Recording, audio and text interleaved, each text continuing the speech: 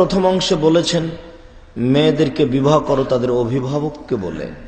কোনো মেয়ে নিজে নিজে বিবাহ বসতে পারে না, আর কোন মহিলা কারো বিবাহ দিতে পারে না। আয়েশা রাদিয়াল্লাহু তাআলা আনহা বলেন, আইয়ুমা ইমরাতিন নাকাহাত বিগাইরি ইযনি ওয়ালিহা ফানিকাহুহা বাতিল ফানিকাহুহা বাতিল ফানিকাহুহা বাতিল।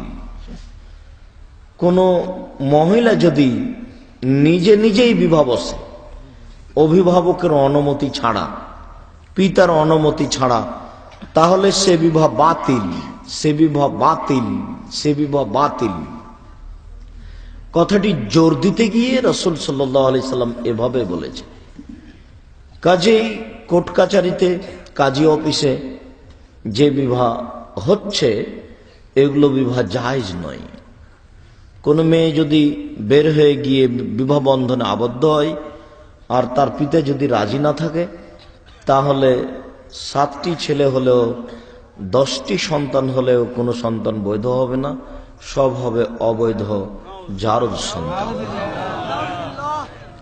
অতদিন পর্যন্ত এই বিবাহ বৈধ হবে না যতদিন পর্যন্ত মেয়ের পিতা সম্মতি না জানিয়েছে।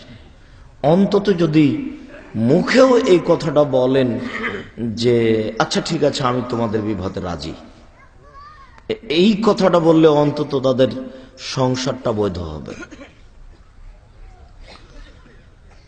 পিতা তো হিসাব করে না সংসার কিভাবে চলবে, শরীয়ত তো যে বুঝে না, যেহেতু নিজে আহাল পরিবার বুঝার কোনো হিসাব নেই। ঢাকা বিশ্ববিদ্যালয়ে পড়ে, কলিকাতা বিশ্ববিদ্যালয়ে মেয়ে পড়ে, বহির্বিশ্বে পড়ে, বারবার খোঁজ নিচ্ছে আম্মু কি কেমন আছো, কিভাবে আছো, টাকা পয়সা লাগলেই বলতে হবে, কোনো সময় অসুবিধা যেন হয় না। এইভাবে দিন রাত মেয়ের খোঁজ নেই। নিতে নিতে হঠাৎ একদিন বলল তার ভাতিজা যে চাচা শুনেছেন কি, ও খালেদা তো বের হয়ে গেছে, ও তো বিশ্ববিদ্যালয়ে নেই। এক দুষ্ট কুৎসিত মদখোর 3 নম্বর শ্রেণীর ছেলের সাথে বের হয়ে গেছে।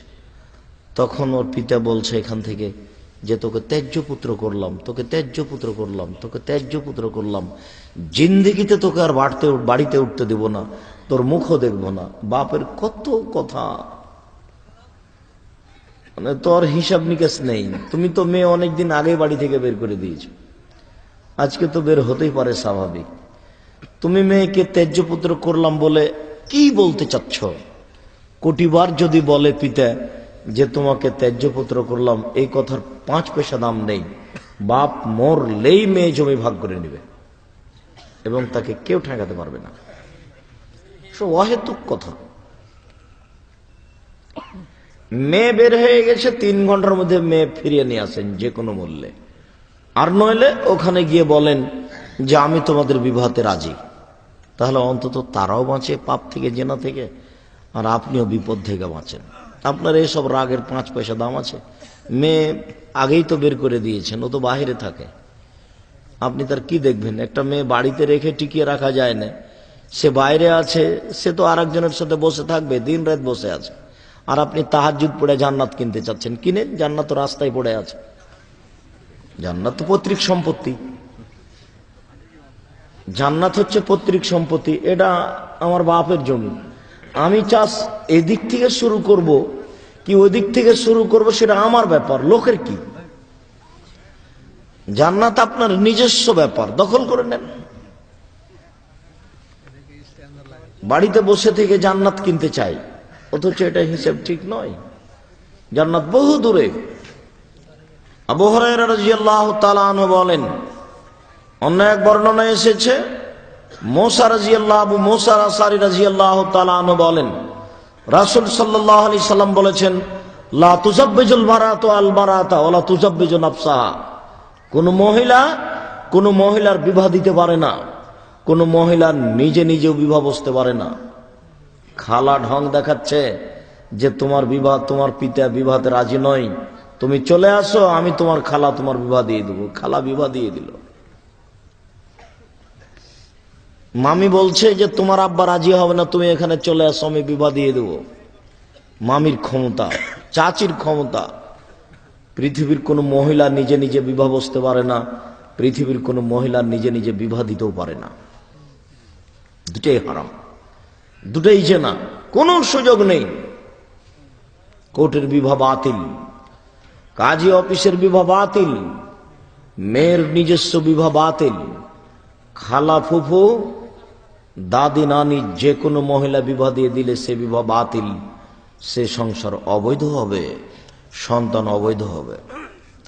সম্মানিত উপস্থিতি, আবু মুসা আশআরী রাদিয়াল্লাহু তাআলা আনহু বলেন, রাসূল সাল্লাল্লাহু আলাইহি সাল্লাম বলেছেন, লা নিকাহা ইল্লা বিওয়ালিয়্যিন, অভিভাবক ছাড়া বিবাহ হয় না, পিতা ছাড়া বিবাহ হবে না। পৃথিবীর কোনো মানুষ বিবাহ দিতে পারে না। পিতার বর্তমানে নানার উকিল হওয়া হারাম। পিতা যখন বেঁচে আছেন তখন দাদার বিবাহতে উকিল হওয়া নাজায়েজ, হারাম। পিতা যখন বেঁচে আছেন তখন জ্যাঠো উকিল হবেন, চাচা উকিল হবেন, এই নীতি হারাম, নাজায়েজ, কোনো সুযোগ নেই। নানা উকিল হতে পারে না, দাদা উকিল হতে পারে না, জ্যাঠো উকিল হতে পারে না। এই মেয়ের পিতাই হচ্ছে সবচেয়ে পাওয়ারফুল মানুষ, তার সাথে কোনো মানুষ টিকতে পারে না যতক্ষণ পর্যন্ত পিতার বিবেক আছে, পিতা বেঁচে আছে, ততক্ষণ পর্যন্ত কোনো মানুষ উকিল অভিভাবক হতে পারে না। এদেশে যে উকিল হওয়া নীতি আছে, এই নীতিও হারাম। বিবাহের সূচনাই শত শত নাজায়েজ হারাম কাজ। তিনি বলেন, লা নিকাহা ইল্লা বিশাহিদাইনি, দুইজন সাক্ষী ছাড়া বিবাহ হয় না। আজকাল কোর্ট কাচারিতে এই কাবিননামা বইয়ে খাতাতে 4টা সাক্ষীর জায়গা আছে। 4টা সাক্ষী নাজায়েজ, হারাম। 4টা সাক্ষী চলবে না।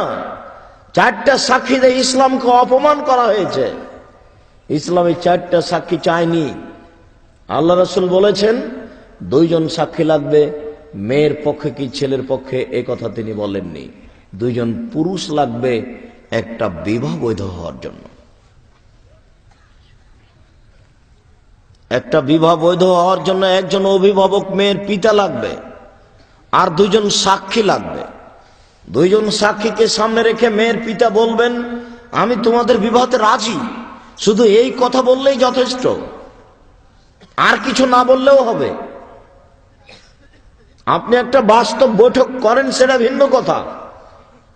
আপনি হামসলা পড়েন, কোরআন মাজিদের 3টা আয়াত পড়েন, তারপর আপনি বলেন যে আমার মেয়ে খালেদা এত নগদ এত বাকিতে তোমার সাথে বিবাহ বন্ধনে আবদ্ধ হতে রাজি, তুমি তাকে স্ত্রী হিসেবে কবুল করে, কথা আপনি বাস্তবায়ন করেন, তাতে আসে যায় না। কিন্তু একটা বিবাহ বৈধ হওয়ার জন্য 2জন সাক্ষীকে সামনে রেখে মেয়ের পিতা বলবে, আমি তোমার বিবাহতে, তোমাদের বিবাহতে রাজি, এই কথা বললেই তাদের সংসার বৈধ। এছাড়া পৃথিবীর কোন স্থানে এই বিবাহ বৈধ হতে পারে না। কোর্ট কাচারি এই বিবাহ বৈধ করতে পারে না। নানা খালা ফুফু কেউ এই বিবাহ বৈধ করতে পারে না। হ্যাঁ, এতটুক বলতে পারেন পিতা যে আমি যেতে পারছি না, তার ছোট ভাইকে, তার বড় ছেলেকে, যে আমি রাজি আছি, তুমি ওখানে থাকো, গিয়ে যে বিবাহটা পড়িয়ে দাও। তার রাজি সম্মতি জানাতে হবে। ছেলে লন্ডনে আমেরিকাতে আছে, এখানে মেয়ের পিতা এই কণ্ঠস্বরটা, লাউড স্পিকারটা উঁচু করে দিয়ে কথা বলবে যে আমার মেয়ে তোমার সাথে বিবাহ বন্ধনে আবদ্ধ হতে রাজি। লন্ডন থেকে বলবে আমি তাকে কবুল করলাম, তাকে কবুল করলাম, এই কথাটি 2জন সাক্ষী শুনবে, এর নাম বিবাহ। তাদের বাস্তব সংসার 2 মাস 6 মাস 2 বছর পরে হোক, তাতে আসে যায় না। একটা বিবাহ বৈধ হওয়ার জন্য এতটুকুই যথেষ্ট। সম্মানিত উপস্থিতি, বিবাহ করার জন্য প্রস্তুতি লাগে। প্রথমত মেয়েকে বিবাহ করতে হবে তার অভিভাবক, তার পিতাকে বলে। দ্বিতীয়ত কোনো মেয়ে বিবাহ বন্ধনে আবদ্ধ হতে পারে না নিজে নিজে। কোনো মেয়ে কারো বিবাহ দিতে পারে না, দিলে তা বাতিল বলে গণ্য হবে, এ কথা রাসূল সাল্লাল্লাহু আলাইহি সাল্লাম বলেছেন। তারপর তিনি বলেছেন 2জন সাক্ষী ছাড়া বিবাহ হয় না। বিবাহের জন্য আপনি প্রস্তুত, এবার পদক্ষেপ গ্রহণ